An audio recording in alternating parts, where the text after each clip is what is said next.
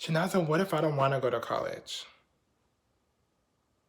College counselors, high school counselors, teachers, parents. Have you heard your child say that? Have you heard your students say that? I don't want to go to college. But you're breathing college down their neck. Well, if that's you and you're lost for words, stay tuned. I'm going to tell you the options you have in terms of deciding what is best for your student or for your child. What's up, everybody? It's your boy Chinaza, and welcome to Re-Education Project. In this video, I'm going to be talking about what is the best type of education in 2019 and beyond. So there is a trend going on right now where there are more and more college educated people, but not enough folks that have a certain skill set to fit the vacancies in organizations and businesses.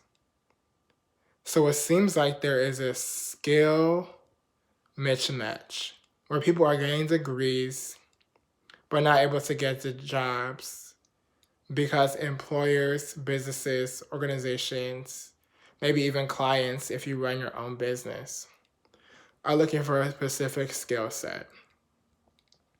So what I think is the most valuable form of education is a skill-based education. And here's why. With the advancement of technology, there are going to be more and more vacancies for jobs. And robots, drones, machines are going to be able to do jobs that once people used to do. So I have a question. Have you gone to McDonald's lately? Have you seen the self-order kiosk where you literally don't even have to go to the register? You can put in your order in the kiosk and pay, and the people make it, and then they bring it to you. So now you can do ordering at McDonald's without even speaking to a cashier. You can literally put in an order and not have to talk to a cashier and just pick up your food and choose whether or not you want to eat in the restaurant or take it to go. The same thing is happening with our education.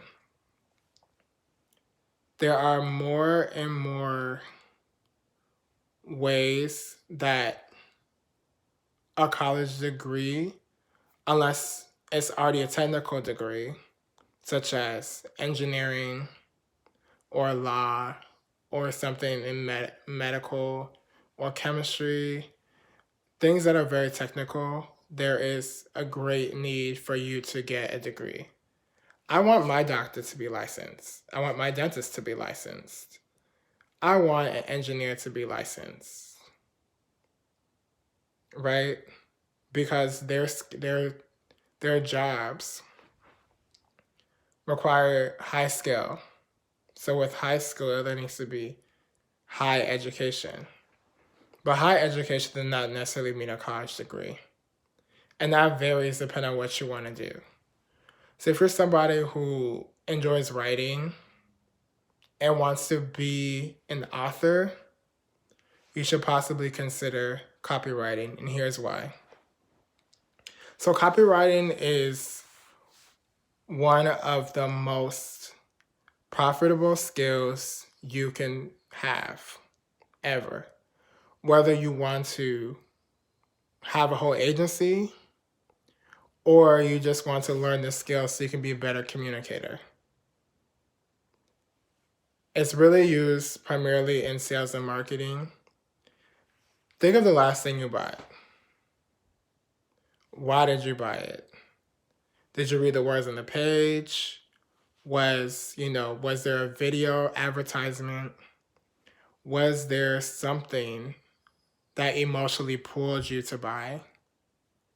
That's copywriting 101.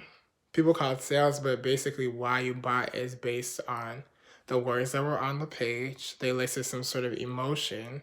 They told you to buy now and you bought. So that's a powerful skill to develop. So, and that's why I really think there needs to be a rebirth of vocational and technical schools because they're very focused. Mechanics, pastry chefs, sous chefs. Like if you want to work in law or you want to do something with, special effects, right? These are very technical skills.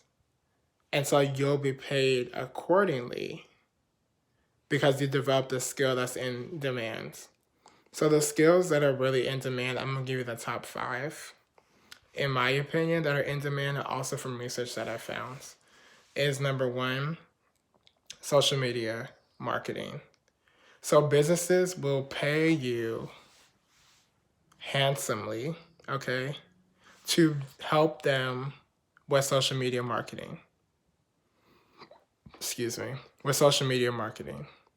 Because every business wants to make more revenue. And how do you make more revenue? You have more customers, right?